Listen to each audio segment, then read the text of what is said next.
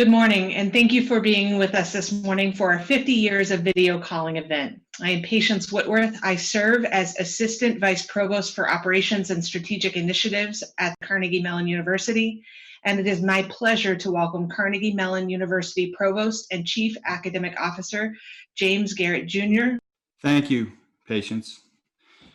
Welcome to our 50 years of video calling event. I'd like to thank everyone joining us on this historic day. I'm also excited to have Mayor Bill Peduto and Alcoa Chairman Mike Morris taking part in this event. Today, we commemorate the launch of the world's first commercial video conferencing service that took place 50 years ago today. The service launched with its first call from Pittsburgh Mayor Peter Flaherty to Alcoa Chairman and CEO John Harper, using an AT&T Mod 2 picture phone. Today, we have their modern-day counterparts with us, Bill Peduto and Mike Morris. It is particularly fitting that we're joined by our mayor to commemorate this celebration of Pittsburgh's leadership in launching big innovations. Mayor Peduto is Pittsburgh's #1 champion for research and technology development and a passionate advocate for the quest for innovation to expand opportunity for all. Mike Morris serves as chairman of the board of directors of the Alcoa Corporation. Previously, he held positions of increasing responsibility in energy and natural gas businesses. He was the founder of and president of A&R Gathering Company, one of the first gas marketing companies in the United States. Michael is a trustee of the Michigan State University College of Law. Bill and Mike, thank you both so much for being here today. Thank you. I'd like to recognize one of CMU's esteemed Board of Trustees members, Todd Hunt, who is in attendance today. Todd's great-grandfather, Alfred Hunt, was one of the co-founders of the Pittsburgh Reduction Company, which later became Alcoa.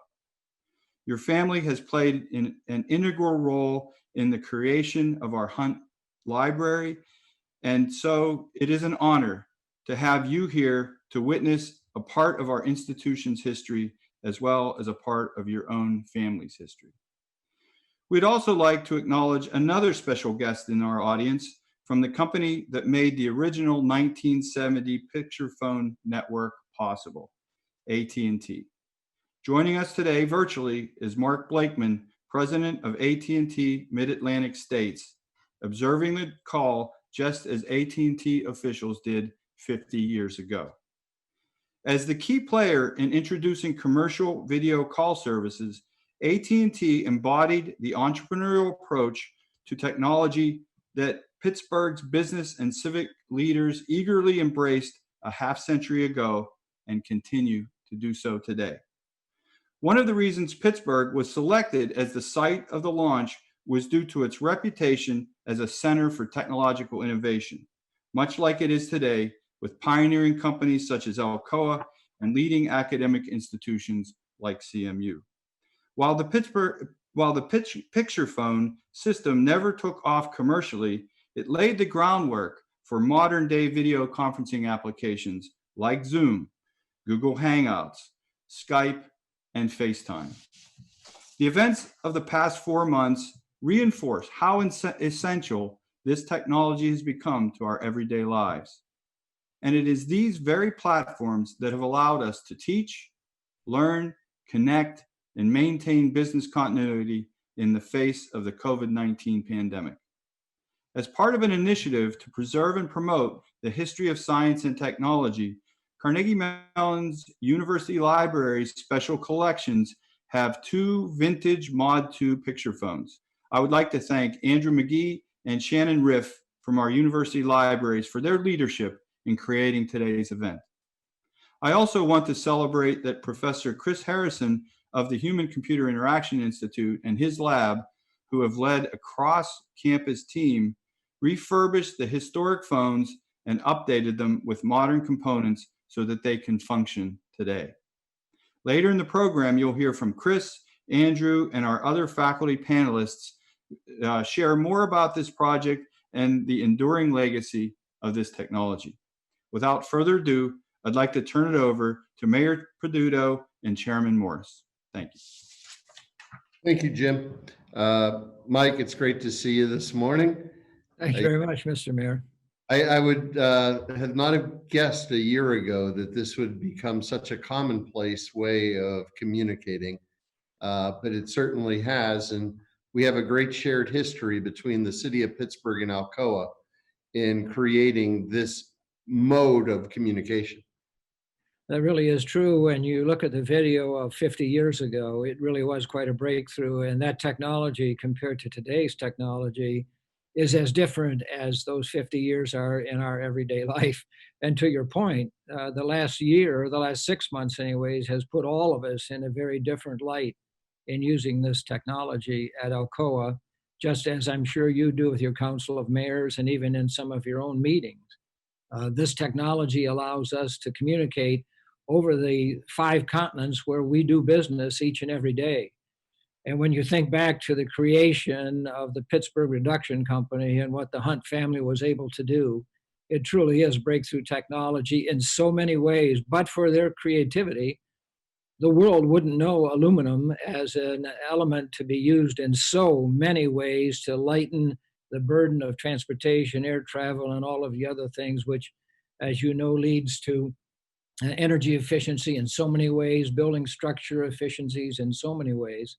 So it's always nice to have one of the Hunts with us as well. And I surely know they have been instrumental in Carnegie Mellon's history. I'm sure you're happy to have them with us as well.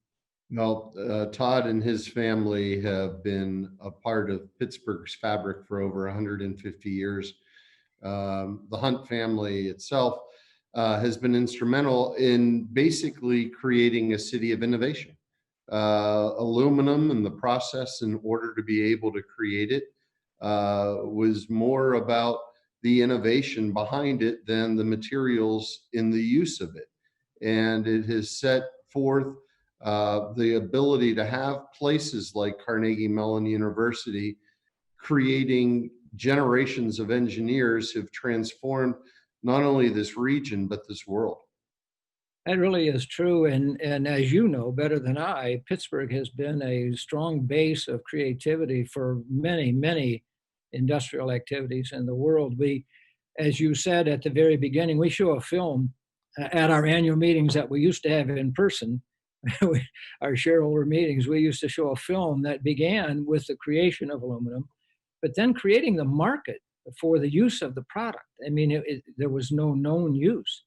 It's almost as Steve Jobs said years ago. He said, I want to create a phone that people don't know they need, but ultimately they're going to want to need and have to have. And of course, that's what we did. And I grew up myself in the energy business and the electric utilities with the battles of Edison, and the folks in Pittsburgh, of course, went over how do we actually use electricity? How do we create a market for it? How do we make it employable for the average citizen to use over the years? Our major research and development facilities at Alcoa Incorporated and Alcoa Corporation are located in the greater Pittsburgh area, where we continue to make progress and innovations.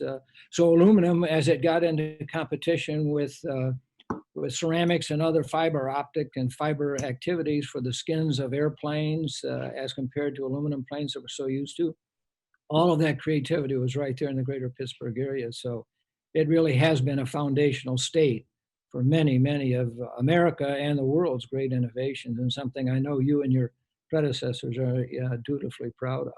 Yeah, I had the opportunity back around 2008 when I was a council member to travel to Norway and do a fellowship for 1 month studying energy policy. And one of the, as you're quite well aware, quite a large center of aluminum production based upon the hydropower that has been able to be produced there for such a long time, as well as the natural resources of energy that Norway has. I think Pittsburgh is very similar in a sense. You know, yesterday we celebrated the anniversary of the iPhone. I think it's 13 years old. Yeah. And it's been absolutely transformative. You know, the ability for everyone now to have this type of a communication is in the palm of our hands. But imagine 50 years ago. I mean, 50 years ago, 10 years ago, I'm still tripping over that phone cord in my mom's kitchen. You know, I mean, the idea of actually seeing somebody, the amount of circuitry that would be necessary, the amount of just technology to be able to have that type of a technology that we just assume is natural today with the generation that grew up with this. It really was George Jetson. No, it is. And you'll recall when Maxwell Smart spoke into his shoe, we all laughed, or Dick Tracy into his wristwatch. But today, all of those things are real. So for us at Alcoa, we just had our annual shareholder meeting virtually. And it's the first time we've ever done that. And this technology allowed our shareholders all across the world to be able to ask questions of Roy Harvey, our day-to-day CEO. And it really was a creative utilization. You may recall in the years of Paul O'Neill's leadership of the Alcoa Incorporated organization, we became one of the world leaders in safety and safety operations. We use this technology today. If we have a safety event anywhere in the world, in the continents that we do work on, we share that with all of our fellow workers and associates so that they can understand what happened, what we've learned from it, how we can avoid it going forward. So to our friends from AT&T who were on the call here with us today, God bless you for the creativity and the stick-to-itiveness, because as you could see in the original film that I know some people had a chance to view, AT&T took a multi-billion-dollar hit when that technology didn't hit the market as fast and as broadly as they hoped that it would. But as frequently is the case for inventors and creators, it takes a while before your creation is truly accepted and understood for the magnitude of what it can and in fact does do. Well, 50 years later, as the city of Pittsburgh, we follow in those footsteps of innovation. And not only that, but we're proud to announce that Zoom is now going to make Pittsburgh its hub for innovation and research on the East Coast. The path that was laid down 50 years ago today by leaders of Alcoa and by leaders of our research and technology industry continues, and they walk within those footsteps. Oh, that really is amazing. And it just, again, it shows the ability and the functionality of the technology that we have in front of us. Well, in the words of my predecessor, let me make sure I get these right.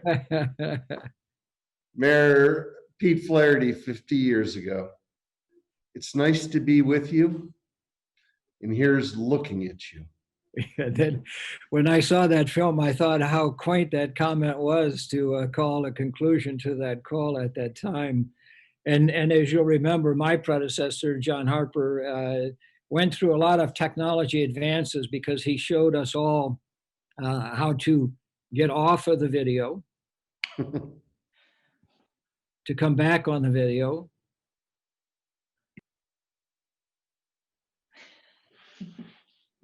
and then to bring one voice back to the screen as well. And like Zoom, I know you know that Alcoa Corporation for some years had lost its way and moved its headquarters to New York City. But in April of 2017, we were warmly welcomed to come back home to Pittsburgh. And there's our world headquarters as it exists today. And as I said, we do business on 5 of the 7 continents. So we clearly are a worldwide organization, proud to be headquartered in Pittsburgh, Pennsylvania. Well, it is truly a gem of the Allegheny and a commitment to the early Hunt's family investment into this region, but the continuation of a strong corporate partner and a fabric of all of Western Pennsylvania. And I thank you. Well, you bet. It's a joy to be here and have the opportunity to, with such advanced technology from what we had 50 years ago. We were all going to be together at the university, but this probably is every bit as good And you didn't have to travel a few blocks to the university, and I didn't have to travel a few miles to the university. We were all able to do this in a very convenient way. Yeah, I have to thank Carnegie Mellon, not only Carnegie Mellon, but the folks at the Hunt Library, the School of Computer Science. The Hunt Library is amassing a collection of artifacts, and not only including these beautiful cameras. I had a chance to see one of them yesterday. Not just the innovation of technology, but the architectural design of them. I mean, it really does look like something of the Pan Am 1960s era. I mean, and with aluminum based and built. But just the partnership that Carnegie Mellon has provided to you, to us, to the rebirth of a region that has gone through some very resilient times. They have been our true partner throughout all of this. And that is impressive. And we love all of these innovations. The skin on all those cell phones and on these iMacs and things that we're looking at are aluminum products made proudly by the Alcoans worldwide. And it just shows what a technology can ultimately bring for us. And as I said earlier on, the battle between George Westinghouse and Thomas Edison again introduced creativity to the world in another product that was started right there in Pittsburgh as well. Something to be very proud of, Mr. Mayor. Thank you. Thank you. And as I said, Mike, nice to be with you. Here's looking at you. Thank you very much, Mr. Mayor. Thank you, Mayor Peduto and Mr. Morris. At this time, we did want to take just a couple of minutes, if you are available, to take a few questions from those who have joined us on Zoom. Your questions can be submitted in the Q&A box if you are able to see it. But as we're waiting for those to come in, I thought I might kick us off with the first question, which is really related to this kind of time in our history. You both kind of spoke to it as many of us are working from home or working remotely. We're using video technology more than ever. And I'm wondering if you could share a little bit about how you're using video conferencing in your own daily routine or in the routine with your teams. Mr. Mayor? I would say that it's just something that I'm doing on a daily basis now. It's become every day a part of my job, just as a phone conversation or a meeting in this conference room would have been 3 months ago. The necessity of having video conferencing goes beyond just the sharing of documents, which they thought of 50 years ago, which is remarkable, creating a mirror screen in order to be able to share not only this type of conversation, but the document that you were reading off of.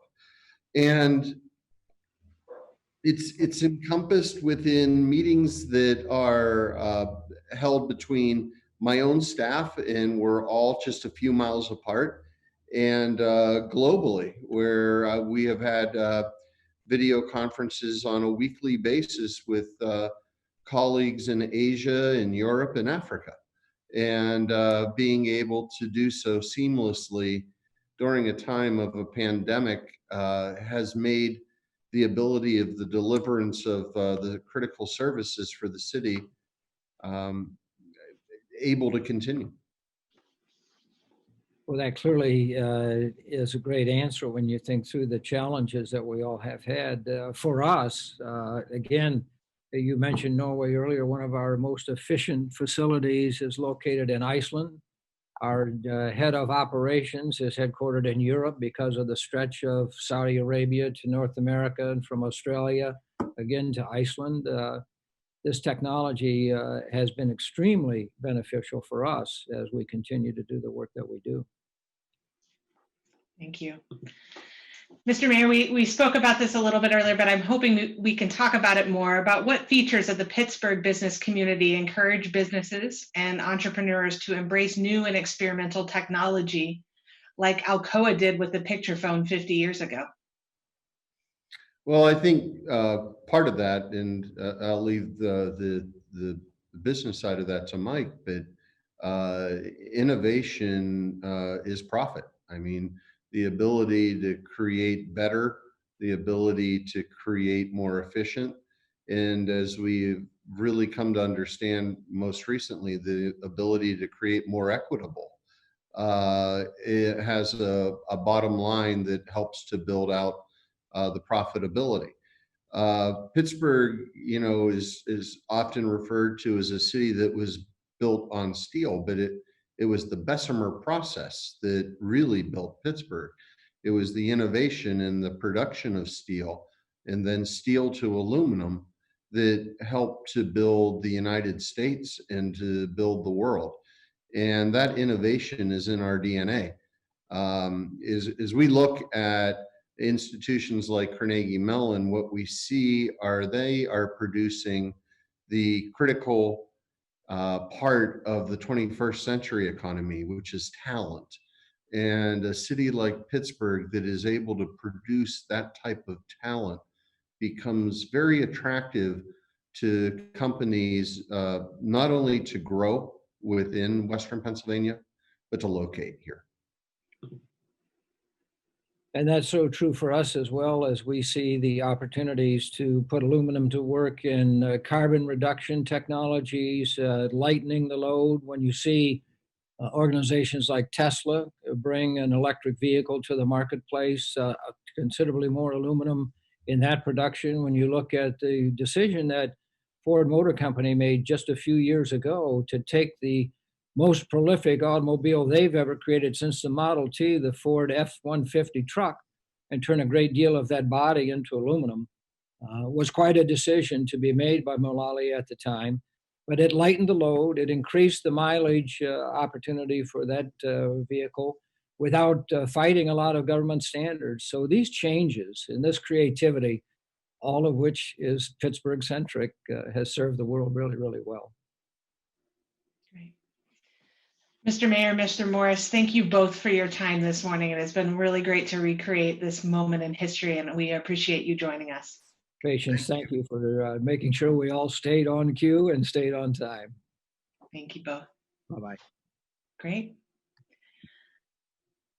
All right, as we move to the next part of our program, I think that we will invite our panelists to join us on screen. And before we move to Q&A for our panelists, I just wanted to do a round of introductions. So I will introduce you, and maybe you all could share a little bit about your research and yourself. So first, we'll start with Professor Chris Harrison, who's an assistant professor of computer science at Carnegie Mellon. Yes, thank you. So in addition to being a computer scientist, my particular area of study is human-computer interaction. And that really cares about that intersection between computing and humans and how we can bring things like sensors and artificial intelligence together to enable entirely new ways to communicate, and entirely new ways to harness the incredible potential of computing. And the picture phone is a great example of bringing that human side and the technology side together to enable entirely new experiences. Thank you, Chris. Next, we'll go to Professor Molly Wright-Steenson, who's a Senior Associate Dean for Research in the College of Fine Arts. Good morning. Hi.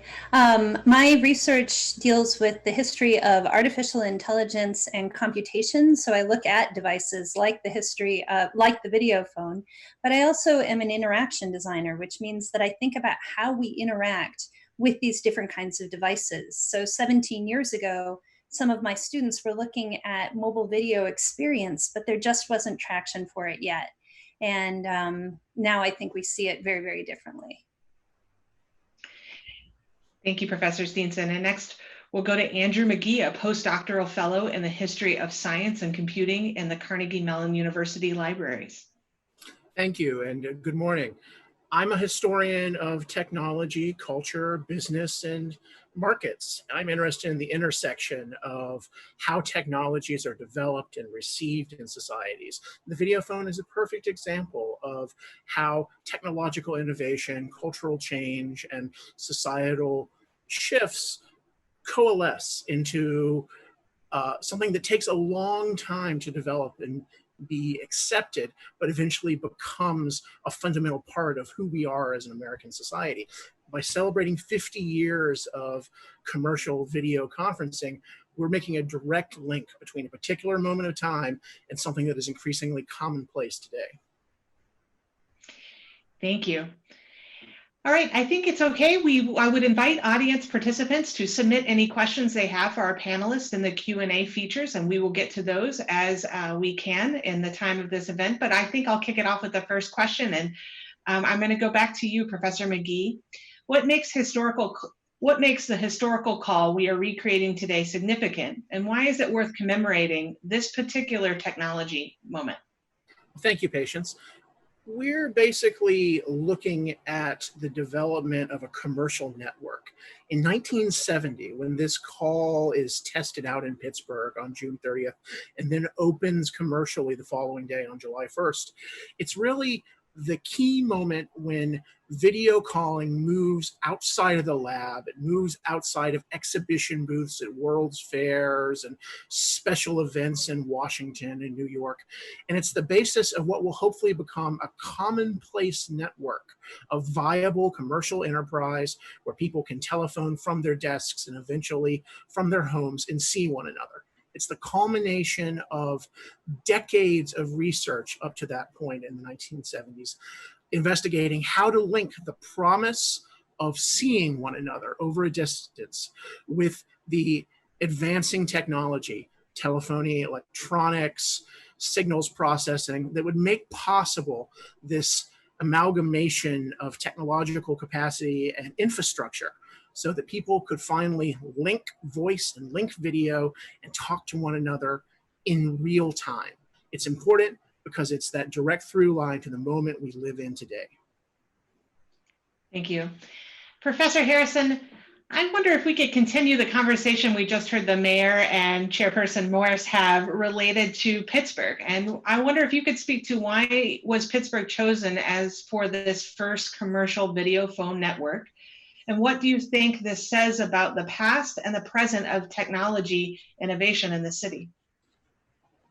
So the picture phone service was actually supposed to launch in two different cities. It was supposed to launch both in Pittsburgh and New York City simultaneously. And that's because both were major hubs for large corporations that would have had the deep pockets to pay for this expensive service. And also they were in a very dense urban core. To carry the signal was actually very expensive, requiring specially upgraded switches and 3 phone lines for every 1 call. And because of that, it made a lot of sense to preserve bandwidth on AT&T's network at the time by keeping kind of the customers close and in a compact area, which was true in both New York City and Pittsburgh. Unfortunately, there was they couldn't upgrade the equipment in New York City in time, and that left Pittsburgh as the sole launch city today, 50 years ago. To kind of answer the second part of your question about what does this say about Pittsburgh as a technology hub, I think a lot of people see Pittsburgh as sort of a recent success story, but I don't think that's actually true. And this is a great example of how that innovation and legacy has gone back more than 50 years, and including back to Alcoa, in the 1800s. And so Pittsburgh has constantly been a site of drawing, innovators and entrepreneurs, and has a continuous history of launching innovations that continues to this day, and that we're very proud of. Yes. Thank you, Professor Harris. Well, next I'll go to Professor Steenson. And I wonder if you could just comment a little bit about the Mod 2 picture phone as a design object. What made its aesthetics and user functionality tell us about video conferencing tools and methods? Well, I hope you got a chance to see the images and the ads about it because it's fantastic. You can think of the Mod 1 with the oval, and then the Mod 2 with its rectangular form, the beautiful stand. There's some lightness to it. It's space age, but it's space age in a kind of 70s way. It's no longer an artifact of sort of the Sputnik design of the 1960s. And it's, I think, really important when we think about the form factor of our technologies. It says something about the period of time that we're in. So we talked, the mayor mentioned the iPhone and its launch 13 years ago. And we think of about what that device looked like. Well, think about what the Mod 2 picture phone looked like and what that meant. The small camera, the compact television screen. TV screens weren't compact at that point. Even a portable TV was really pretty rare. So we see these different elements of screen, of camera, and of just the form of the beautiful device. that are all characteristic of its time period and the hopes for what it might mean for communication in the future. Okay, thank you. I think just to continue on that discussion a little bit, I'll ask this question to all three of you, but what can the development of the picture phone, its receptions, and its legacy tell us about the potential future for technology? And maybe even what will video conferencing look like in another 50 years?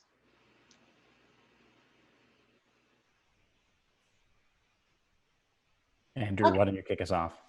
All right. I think the picture phone today is often told as a story of a failure because its Pittsburgh launch did not translate into broader commercial success. But I would argue that instead it's a hidden secret success. It's really a case of laying the groundwork for what would become a commonplace, widespread technology. The hundreds of millions of dollars that AT&T poured into it would pay off eventually in broader commercial acceptance of video conferencing. At the time, it was seen as a futuristic technology. It was laden with expectations that no actual technology could meet. This is the kind of connecting across space and time that seems to convey the future, the world we don't quite live in yet. It's why video conference images were used in Stanley Kubrick's film 2001: A Space Odyssey. I think we can say that video conferencing in the future will embody our dreams of the present right now, but will actually manifest in a form that we can't fully anticipate. Can I add something to that? I really like that idea that what seems like a commercial failure in the moment really is not. And we see that throughout the history of computing, particularly that there's kind of a long story about how an idea is created and then many years later we see its success outside of what seems like commercial success. We saw that with the IBM Stretch and the way that that underscores IBM architectures later on in mainframes. We see that with video as well, with video phone. And we might look ahead and think, well, surely we're going to be in a moment of holograms and holography. And yet that's something that we've been researching for some 40 years already anyway. And so I guess in a sense, what's old is new again, and what's new is old. But what makes it come to life is connectivity being inexpensive, to Chris's point, to miniaturization of chipsets, and to screens that don't overheat. Those are the beginnings of things that make things possible for a bigger commercial success.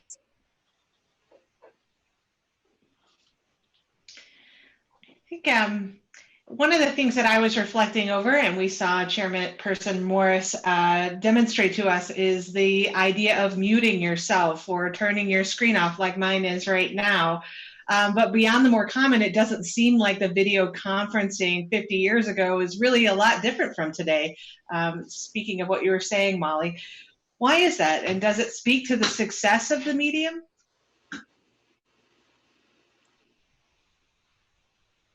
Why don't you go first, Chris? So yeah, I think it has largely unchanged. It's amazing that, it's been 50 years, half a century. And, other than having a color image, the end user experience is remarkably similar. I mean, that's a real testament to how advanced it was in 1970.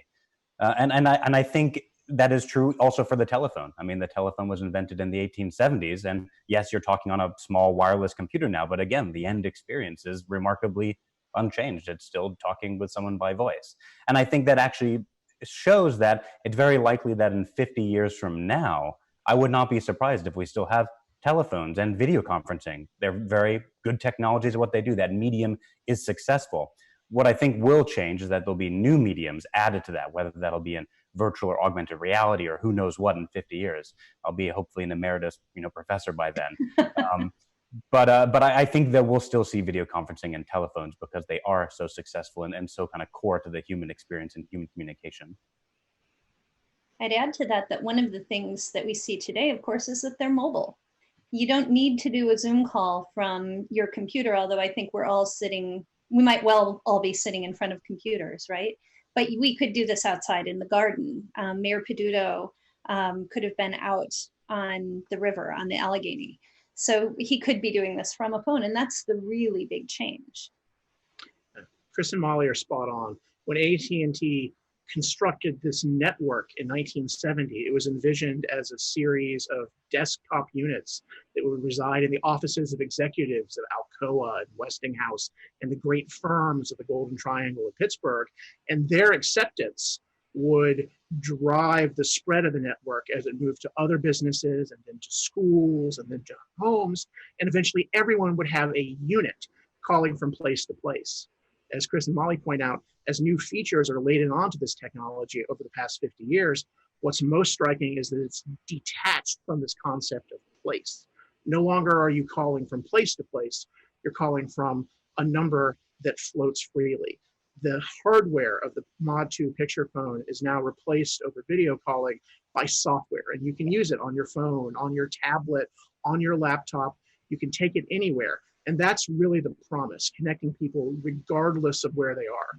It just took 50 years to detach that from copper cables. That's right. It's person to person and not what used to be called station to station. Well, speaking of station to station, Professor Harrison, I wonder if you can talk a little bit about you and your team's experience of refurbishing the old picture phones held in CMU's collections. What were some of the challenges did your lab encounter to get these working again? Tell us more about that. Yeah, we're very fortunate to have two of the original Mod 2 picture phones that were launching this system. And we actually don't know how many are left in the world, but it may be, only just a few dozen or maybe even less than that. It's very hard to get an accurate count. AT&T has something on the order of, 6 to 10, something on that line. And so we wanted to be very careful when we thought about how we might restore or refurbish these machines to be able to bring them into the present and have them be, help tell the story of video conferencing. And ultimately, the decision was made to not try to resurrect the very delicate, 1970s technology and circuit boards, because we didn't want to endanger the preservation of these devices. And so the decision was made to kind of recreate the devices using the original 1970s enclosure, but sort of augmented with modern technology internals, so that we can run things like Zoom and Skype and Google Hangouts and have people connect to each other in a way that actually wouldn't be that dissimilar to using a laptop today. And that's how they exist. And we hope in the fall that people can come to Carnegie Mellon's campus and actually connect with someone on one of the original picture phones. That's very exciting. Thank you, Professor Harrison. Professor Steenson, just thinking about that technology and the picture phone, how does the picture phone figure into popular culture in movies, for instance? It's the future. It's always the future, right? There are picture phones in 1927 in Metropolis. In 1930 or so, there are various ideas for picture phones. Around 1935, I think, is when television is invented. But we think of them, of course, we mentioned 2001, as Space Odyssey, the conversation with his daughter back on Earth. My personal favorite is Colossus, the Forbin Project, 1970. If you have not seen this film, you really do have to see it, about supercomputers at war with each other between Russia and the US. And there are picture phones on every desk. It's the primary mode of interaction. They interrupt parties, very much the way we would see them now. And we even see it in things like Back to the Future 2 in 1989. So we always have it there as a vision of the future. And then we start seeing it again with the emergence of mobile phones that have cameras in them. Around 2004, 2005, it becomes possible to start thinking of video infrastructure for mobile phones, things like mobile video karaoke. So that's the next version of the future. Thank you. I think as we stay on this, this idea of the future, I want to ask a question that actually comes from our Dean of the Libraries, Keith Webster. So he's going to ask a very Dean of the Libraries question, which I'd love for all three of you to respond to, which is, what should the university libraries be collecting today for celebration 50 years from now?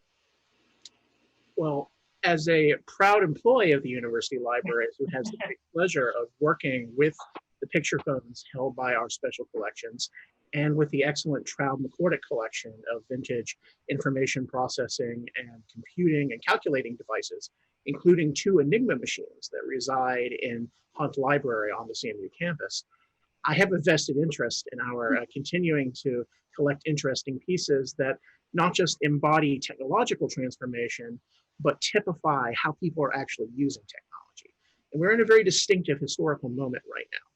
Much as in 1970, when the picture phone was unveiled on Alcoa and mayoral desks in Pittsburgh, the world was in a period of flux. The late 60s, early 70s were a time of great protest and social upheaval and social movement.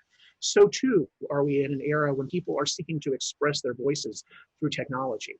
And I think one of the things that's driving the peaceful protests across the United States and around the world right now is the ability to capture and share video. So I feel something like a GoPro camera, a phone that is treated as a camera that can transmit images remotely, much as the dream of a picture phone 50 years ago, embodies this ability to organize people for protest, to capture images that can motivate people, to hold the powerful accountable, and to spread to the media and the broader public exactly what's going on in the world. If you want to embody 2020 in a concept, it's sharing information. And that information right now means video that's captured on mobile portable devices. That's what I put in the libraries.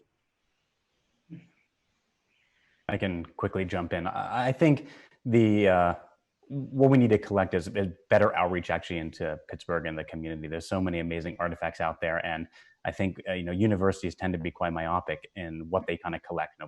Professors' notes and things like that. But there's such a treasure trove of amazing technological advances that end up being put into some storage closet and forgot about, and we should be the stewards of that history. So I think it's actually quite broad ranging, and we have an important role to play along with other partners, obviously the city itself, but University of Pittsburgh and the other great institutions that are here. I'd add to it, thinking of the media that's likely to be dead media. If we look back over the last 25, 30 years, a lot of our video cassettes have gone missing and dead. Our compact discs have been destroyed. And yet those are the kind of ephemeral ways that we've captured the projects and the ideas that we've had, the everydayness of what we do. And so I would say that the university, especially where it's thinking about these communication advances and how they bring people together, are concerned, should find ways to capture those projects of the everyday right now, both in the larger data stores that it might have through something like Library of Congress and Twitter on one hand, but working across the campus to make sure that the everyday projects, whether it's 15112 in the School of Computer Science or the School of Design's Interaction Design Master's projects, that we capture those and make sure that people can understand what they are and what ideas they were performing. Great. Well, thank you all. I hope that that was the answer that Keith wanted as well, but a very thoughtful response from you all. And I appreciate your participation on this panel. And I want to thank everyone who joined us today as we mark the 50 years of video calling. And I especially want to thank the 3 of you on the panel. I know Andrew and Chris and Shannon, not pictured now, have put an enormous amount of time into this event. So I just want to thank you both, all 3 of you, for your leadership. And of course, we are grateful for the participation of Mayor Peduto, Chairperson Morris, Provost Garrett, and you, Professor Steenson. So I think we will conclude the event at this time, but thank you all very much for joining us and for recreating this important time in our history.